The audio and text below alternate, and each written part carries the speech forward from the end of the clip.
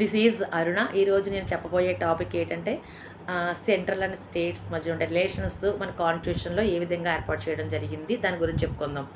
Father of the political science Aristotle మానవుని యొక్క సజీవ శరీరంతో పోల్చడం జరిగింది స్టేట్స్ని.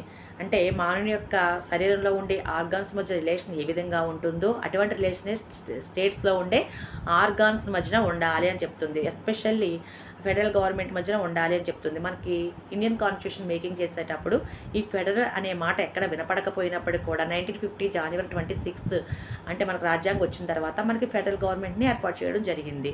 అంటే మన భారత రాజ్యాంగము సమాఖ్య లక్షణాలు ఉన్నప్పటికీ కూడా సమాఖ్య స్వరూపాన్ని కలిగి ఉన్నప్పటికీ కూడా మనకి ఏకకేంద్ర లక్షణాలు కూడా కలిగి ఉంది.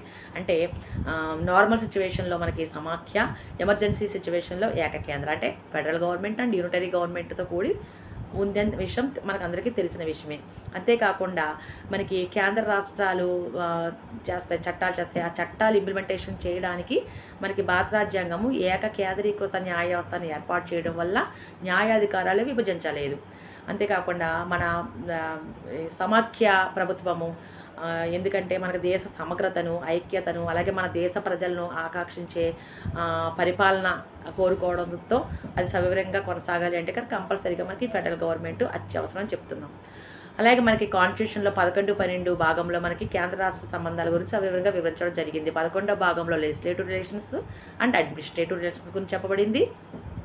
12వ భాగంలో ఫైనాన్షియల్ రిలేషన్స్ గురించి చెప్పబడింది. అంతేకాకుండా మనకి 245 నుంచి 300 వరకు కూడా ఆర్టికల్స్లో మన కాన్స్టిట్యూషన్లో కేంద్ర రాష్ట్ర సంబంధాల గురించి చెప్పబడింది.